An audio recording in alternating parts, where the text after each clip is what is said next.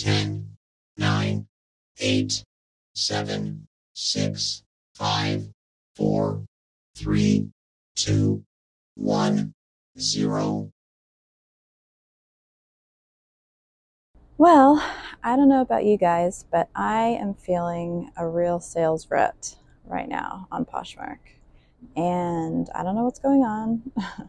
I am just a single individual. I don't have a team of people to help me. I don't have assistants. I don't have anyone to help me package my stuff or store my stuff or any of that.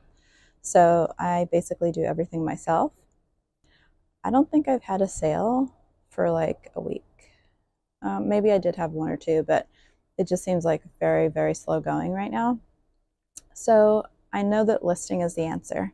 I need to list more, list more, list more. And I'm busy and it takes so long. And I'm kind of like perfectionist when it comes to writing my descriptions. So I have something that can help, and it can help all of us. So I want to share something that can help you write your descriptions for Poshmark in less than 15 seconds. For real. Well, what it starts with is a really good title. Now, this is all going to help you with SEO, okay? First of all, there is internal SEO, and that's the internal SEO inside Poshmark.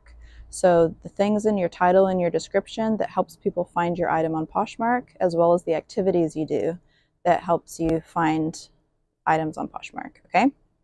Then, secondly, there is the SEO, external.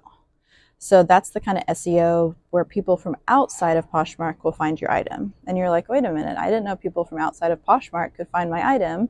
And yes, absolutely. So Poshmark actually pays a huge sum in Google advertising, and they have Poshmark listings featured in Google Shopping. And I know that if you've been searching for comps and stuff, you'll see Poshmark pop up a lot in Google Shopping. Well, this is why. So to make sure that your listing has the highest chance of getting featured in Google Shopping, and for someone to find your item and actually buy it from outside of Poshmark, you need to focus on SEO. You need to focus on external. Now, internal is important for inside, so we need to focus on both. And the good thing is, what I'm going to share with you today will help you with both, and it will help you do it easier and faster. So what it starts with is a really good title. How do you make a really good title? Well, you're going to cover the basics of what somebody would search for to find your item. Now, you might search for it a little bit different than someone else. So then think about, well, what would my mom search for to find this item? What would my friend search for to find this item? What would somebody who knows nothing about fashion search for this item? And you'll start to get some keywords and things. But just to keep it simple, you're going to want to include the brand, obviously. You're going to want to include the model or the style, if you have it. Not totally necessary, but that would help. You're going to want to include the color. You're going to want to include the size. You are going to want to include anything, any special fabric or special features. So, for example, special fabric, like, is it leather? Is it suede? Is it ostrich? Is it silk? Is it wool? Etc. Sherpa, faux fur, vegan leather. And then you're also going to want to include details. So with pearl detail, or with lace trim, or with the colorblind art display of Soho View, hoodie with thick straps, things like that. Now recently, well, not recently, but I think about 2 or 3 years ago, Poshmark increased the number of characters you could put in the title, which is phenomenal. And you want to use every single spot. So if you have space left over, that's not a good thing. Long story short, start with a really, really good title, okay? Now that you have the, other things like short sleeve, long sleeve, crop, like just those kind of things, okay? So you got your title, write it out how you would write it, and if you can't fit it, then start playing around to see if you can fit it. Now here is where you go from there. The second part is your description.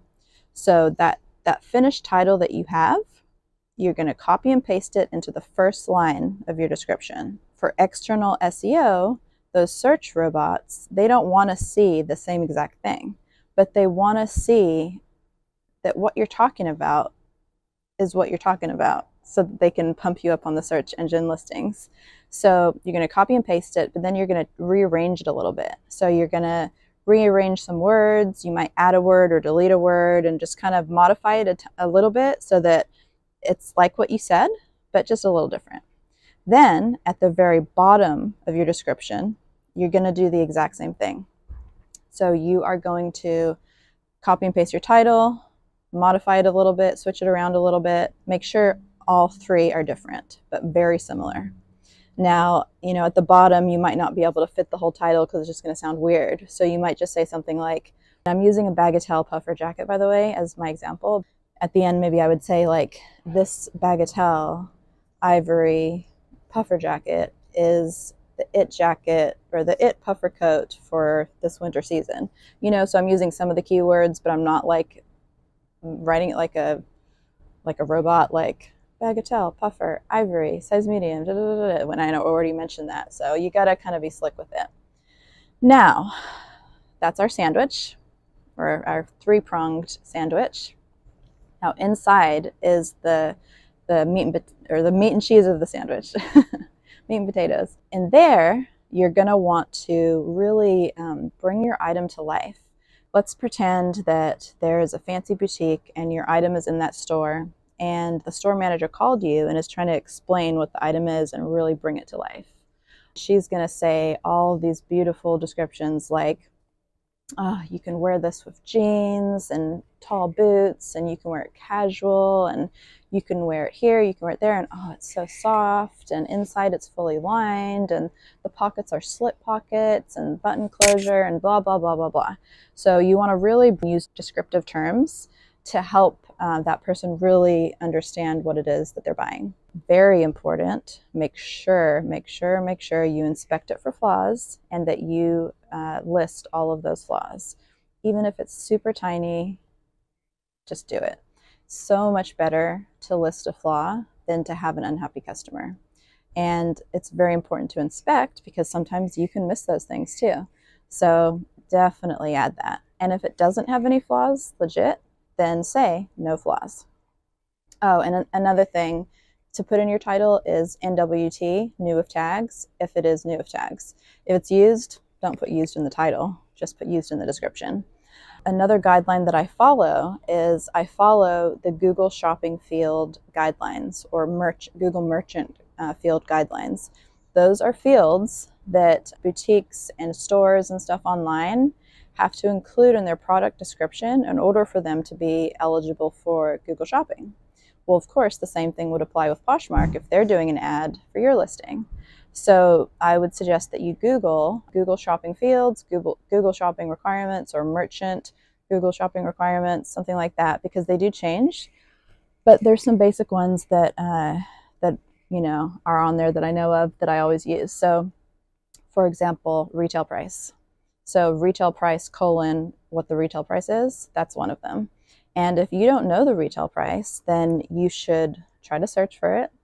Look at, comps on eBay or whatnot. And if all else fails, you don't have the price, then what you can do is you can go on to, for example, Bagatelle's website, look for a puffer jacket that's as similar to yours as it can be, and then use that retail price. So that's just like if all else fails, right? Some of the other ones are color, and you're going to want to do this kind of like in a bulleted list, right? So you got all your fluffy pretty, and then maybe more fluffy pretty below it, and maybe some measurements and things like that. Although I do recommend taking photos of measurements, because cases have been lost in the past where a buyer will measure it and send a picture to Poshmark and say, well, this isn't 20 inches, this is 18 inches. And I mean, you can stretch the fabric or finagle things to make it look like whatever measurement you want. So that, I don't like that. So taking the picture saves you. But if you want to have more pictures that don't have measurement tape in them, then, put them in your description and just say measurements approximate only. Okay, so back to the bullets for the Google Shopping. This helps your buyer as well. So another one is brand color. So color : cream. because this bagatelle jacket, according to bagatelle, is cream. Now underneath it, I would say, you know what, I actually think this jacket is more like ivory or off-white, but at least I have that color, calling cream, because that's what the search engines like, external. Another one would be gender, so woman's. And obviously people inside Poshmark know it's women's because you had to pick women's and you had to pick the category and the subcategory. Those are also good things to put into your title, by the way, and your description, but everybody inside Poshmark knows that. Another one would be women's size small. And another tip for you is that if it is like a Euro size or a size other than the US, basically for shoes or apparel, I will do equal, and then I'll do the exchange for them, and then I'll write some tips. So like, for example, what's a good one? I just sold them to. Oh, it was some Sarah Jessica Parker really blinged out boots. And normally the size would equate to an 8, but on her size chart, it equates to a 9.5. I wore them and I think they feel like a 9. So I put all of that in there, and that helped the person make the decision, and they actually fit her great. So that was good. So check out the list. I didn't mention all of them. Google it and see what you think. There's also an article on Resell Genius about SEO, and it goes into greater detail. But those are some quick tips. Now on to where you can save the time. So if you have that title, that beautiful title, you're going to go to chat.openai.com. You're going to go to OpenAI. And there you're going to find Chat GPT3, and that is a free language learning model, like AI. And I've always been really tech savvy and really into AI, so I was like one of the first people who used this. I used their Chat GPT2, which didn't really get a whole lot of fanfare. DALL-E, which is the AI regenerative art. I just love that stuff. I don't know why. But anyways, put the title after you've either logged in or signed up into Chat GPT3 and say, you know, bagatelle, ivory puffer jacket, size medium, woman's, you know, faux Sherpa, blah, blah, blah. And then say, can you please write me a Poshmark description for this?